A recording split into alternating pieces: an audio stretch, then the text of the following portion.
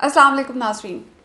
भारत का जो तशद्दुद है, जो बर्बरियत है, जो ज़ुल्म है, उसके ऊपर बात करेंगे आज की वीडियो में। आपको बताऊंगी कि कश्मीर में तो जो हो रहा है सो हो रहा है। कश्मीर में तो जिस किस्म की ज़ुल्म और बर्बरियत जारी है पिछले 70 सालों से, वो तो है ही है। लेकिन भारत में बाकी पूरे भारत में भी मुसलमानों के साथ और माइनॉरिटीज़ के साथ स्पेशली जो जुल्म देखने में आ रहा है, जो जिस तरह किस्म का तशद्दुद देखने में आ रहा है, जो इनकी इंतहा पसंदी अरूज को पहुंच रही है, अनकरीब भारत अपनी ही जलाई हुई आग में जल जल कर भस्म हो जाएगा। जो इनके एक हिंदी का वर्ड है, यानी वो फना हो जाने वाला है। क्योंकि ये खुल के सामने आ रहे हैं, नज़र आ रहा है, और पूरी दुनिया इसके ऊपर क्वेश्चन मार्क लगा रही है। भारत की सेकुलरिज्म के ऊपर, भारत की डेमोक्रेसी के ऊपर, जो ये खुद को सबसे बड़ी जमहूरियत कहते हैं, उसके ऊपर सवालिया निशान है। और कि वहाँ पर ये भारत को, इंडिया को, जो कि एक डेमोक्रेटिक नेशन कहते हैं, अपने आप को डेमोक्रेसी कहते हैं बहुत बड़ी दुनिया की, लेकिन वहाँ पर माइनॉरिटीज़ के साथ जो हो रहा है, जिस किस्म के तशद्दुद के वाक़यात रोनमा होते हैं आए रोज़, और स्पेशली मुसलमानों के साथ हो रहे हैं, तो वो एक बहुत बड़ा क्वेश्चन मार्क है कि ये क्या करना चाहते हैं। बेसिकली ये क्या करना चाहते हैं, अब ये खुलकर सामने आ रहे हैं और खुलकर कहना शुरू हो चुके हैं कि हम भारत को, इंडिया को एक हिंदू नेशन बनाकर रहेंगे। और ये बीजेपी की और आरएसएस की सोच है बहुत पहले से ही, लेकिन अब इतना खुलकर एक्सपोज हो चुके हैं कि आए दिन वो कॉन्फ्रेंसेस में सामने स्पीचेस में कहते हैं कि हम जो है वो इंडिया को एक हिंदू नेशन बनाएंगे। और किस तरह बनाएंगे ये बहुत शॉकिंग है, और ये इंतहाई तकलीफ दे बातें हैं, जो कि आज इस आर्टिकल के ज़रिए मैं आपको बताऊंगी कि इसमें क्या लिखा है, और ये क्या, जो इनकी आरएसएस की जो सोच है वो क्या है, और अभी क्या करने जा रहे हैं, जो कि बहुत बड़ा एक थ्रेटनिंग बात है। एक दुनिया के लिए भी एक वेकअप कॉल है कि अगर अभी भी भारत को ना रोका गया तो फिर वहाँ पर जो खून की नदियाँ बहने वाली हैं उन्हें कोई नहीं रोक सकेगा। और मेरे ख्याल से अब बहुत देर हो चुकी है, अब वाकई कोई नहीं रोक सकेगा, क्योंकि जिस वक्त हालात चल रहे हैं वहाँ पे, और जिस किस्म की उनकी सोच है आरएसएस की, बहुत मुश्किल है कि उन्हें रोका जा सके। आप ये आर्टिकल सुने तो आपको समझ आएगी कि वहाँ पर इस वक्त क्या हो रहा है। As Hindu extremist call for, ये एक दिन पहले का आर्टिकल है, न्यूयॉर्क टाइम्स में आया है। As Hindu extremist call for killing of Muslims, India's leaders keep silent. वहाँ पर एक कॉन्फ्रेंस हुई है चंद दिन पहले, जिसमें राइट विंग हिंदू एक्टिविस्ट जो थे उन्होंने पार्टिसिपेट किया, और उन्होंने जो बातें की हैं वो इंतहाई शॉकिंग है। वहाँ पर उन्होंने जिस किस्म की स्पीचेस की हैं, right wing Hindu activists at a conference took an oath to harm Muslims if necessary to make a Hindu nation, only nation the most blatant example of rising anti-Muslim sentiment across India. वो anti Muslim sentiment जो है वो बता रहे हैं कि हम इसे हिंदू नेशन बनाना चाहते हैं। Hundreds of right wing activist उन्होंने कॉन्फ्रेंस की है, जिसमें सैकड़ों की तादाद में राइट विंग जो हिंदू थे, जो कि आरएसएस की सोच से रिलेटेड हिंदू हैं वहाँ पे राइट विंग के, वहाँ उन्होंने क्या कहा है कि they would turn India into a Hindu nation. वो भारत को एक हिंदू नेशन बनाएंगे, और अगर इसके लिए खून खराबा भी करना पड़ा तो वो करेंगे, even if doing so required dying and killing. तो ये कितना शॉकिंग है कि अब वो इस हद तक आ चुके हैं कि वो कह रहे हैं कि हम, अगर इसके लिए हमें कत्ल करने पड़ते हैं, खून कत्ल गारत करना पड़ता है, मुसलमानों का खून बहाना पड़ता है, तो हम करेंगे, और भारत को जो है वो मुसलमानों के खून से हम साफ करेंगे। और आप ये बात सुने किस कदर शॉकिंग है। If 100 of us are ready to kill 2 million of them, then we will win and make India a Hindu nation।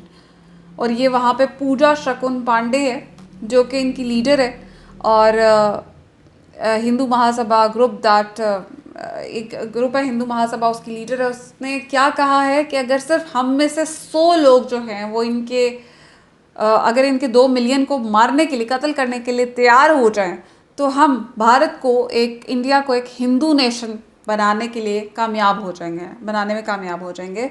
तो उसने कहा है कि be ready to kill and go to jail. आप तैयार हो जाएं उन्हें कत्ल करने के लिए और जेल जाने के लिए। आप सोचें, इस सोच को आप ज़रा अंदाज़ा लगाएं कि क्या माइंडसेट होगा, किस कदर इंतहा पसंदी है इनके अंदर, कि ये they are going to do this is for sure. अल्लाह ना करे ऐसा हो, लेकिन ये नज़र आ रहा है कि ऐसा होगा, क्योंकि उन्होंने ऑलरेडी जो एक सोच आरएसएस की वहाँ पर ग्रास रूट लेवल तक उन्होंने डिलीवर कर दी है, जो इनकलकेट कर चुके हैं वो अब डेफिनेटली वो अब उसके जो है वो जड़ें निकल रही हैं, और वो पौधा तो कब से बाहर आ चुके हैं और फल फूल रहे हैं।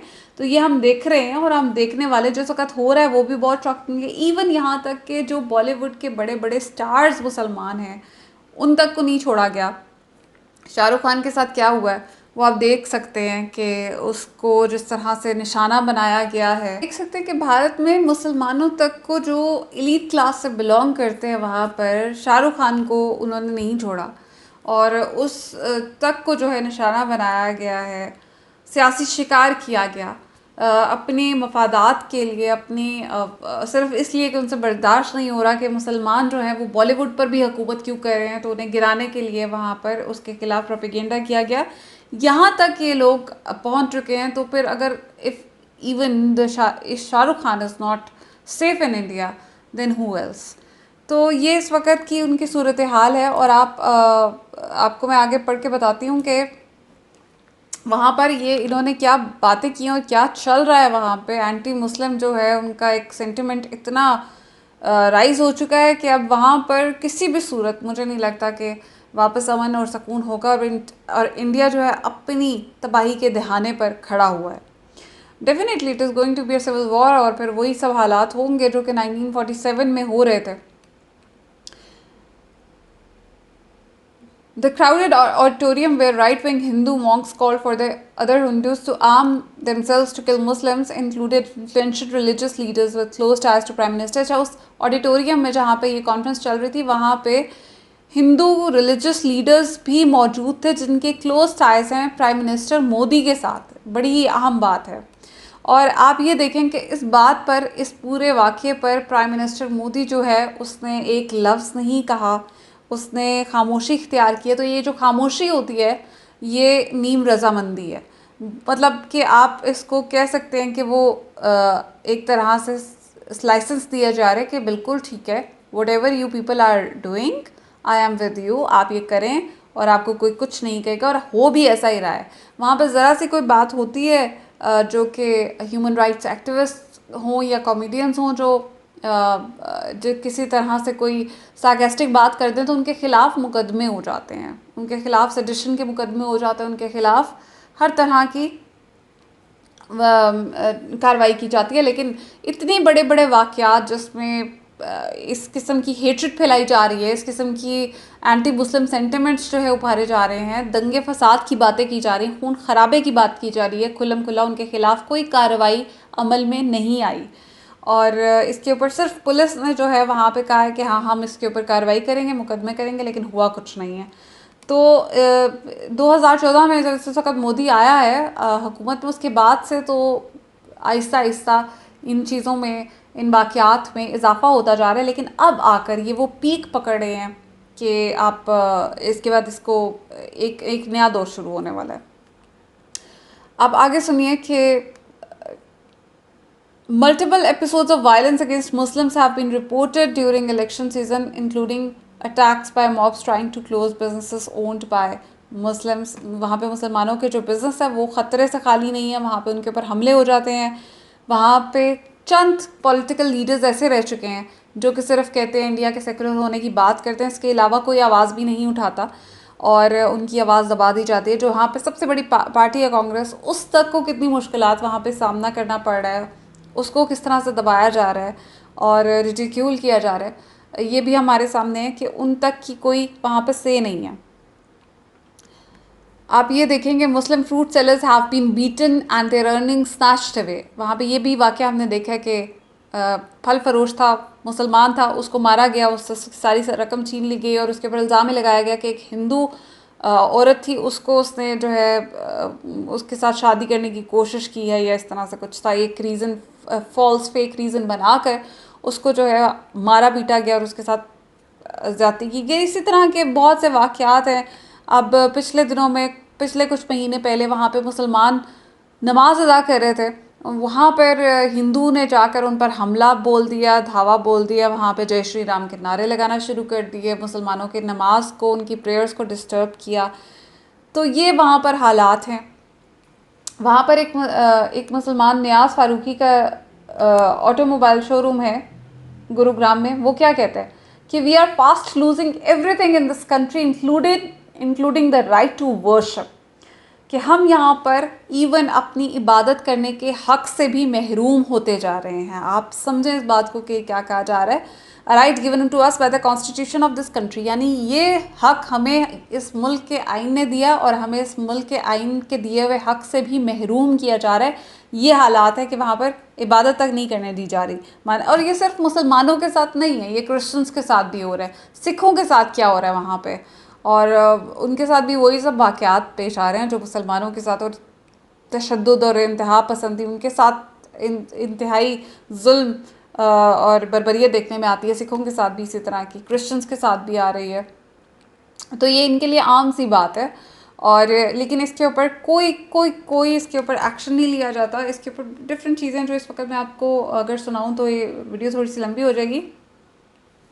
लेकिन वहाँ पर हर तरह का तशद्दुद मुसलमानों के साथ है। दिन दहाड़े उन्हें मारा पीटा जाता है, गली मोहल्लों में मारा पीटा जा रहा है, उनके साथ उनके बिजनेसेस बंद किए जा रहे हैं, उनके हर तरह से उनको नुकसान पहुंचाने की कोशिश की जा रही है। और ये अब यहाँ तक पहुंच गए हैं कि अब खुलेआम कॉन्फ्रेंसेस में कहा जा रहा है कि हम जो है इसको हिंदू नेशन बनाने के लिए चाहे हमें कत्ल खून बहाना पड़ेगा तो हम वो करेंगे। और इवन इस कॉन्फ्रेंस में एक मीडिया चैनल का ओनर भी था। ये अब इसका नाम तो मुझे एग्जैक्टली याद नहीं आ रहा, लेकिन मीडिया चैनल का ओनर तक था और उसने ये बात की कि उसने ये ओथ उठाया कि हाँ मैं हर कोशिश करूँगा, हर तरह से आगे जाऊँगा कि जिसमें मुझे सक्सेस मिले इंडिया को हिंदू नेशन बनाने के लिए। और ये उसने ना सिर्फ ये कहा बल्कि अपने ट्विटर के ऊपर ख़ुद अपनी वीडियो पोस्ट भी की कि मैं ये ओथ ले रहा हूँ। तो ये हालात है वहाँ पे। मीडिया में भी आप देख लें कि आरएसएस बीजेपी का कितना कंट्रोल है वहाँ पे, ब्यूरोक्रेसी है हर जगह उन्होंने अपनी रूट्स जो हैं वो आरएसएस ने स्ट्रॉन्ग की हैं। और अब उनका अगला स्टेप यही है कि वहाँ पे मुसलमानों का कत्ल खून और गारत हो। अच्छा, मैं ये बात जो आपको पूरा आर्टिकल मैंने सुनाया इसकी बेस क्या है? 25 दिसंबर कायद आज़म की बर्थडे गुजरी है। आई एम वेरी थैंकफुल अल्हम्दुलिल्लाह कि मैं पाकिस्तान में पैदा हुई हूँ। अल्लाह का शुक्र है, और हम सब अल्लाह का शुक्र अदा करते हैं कि हम पाकिस्तान में पैदा हुए हैं। ये वो दिन था जिसके लिए कायद आज़म ने पाकिस्तान बनाया था। और ये जो लोग कहते थे कि हम यूनाइटेड इंडिया जो है वो कोई मसला नहीं था, हम रह सकते थे, और हम जो ऐसे जो इस सोच के हामी लोग आपको मिलते हैं वो कहते हैं कि हम रह सकते थे और कोई मसला नहीं था और कायद आज़म ने कुछ अपने फ़ायदे के लिए पाकिस्तान बनाया था। इस किस्म की जो घटिया बातें करते हैं आज मुझे समझ नहीं आती वो किस तरह जस्टिफाई करते हैं, मुझे किस तरह वो भारत को डिफेंड करते हैं, किस तरह से वो इसके ऊपर जस्टिफिकेशंस लेके आते हैं।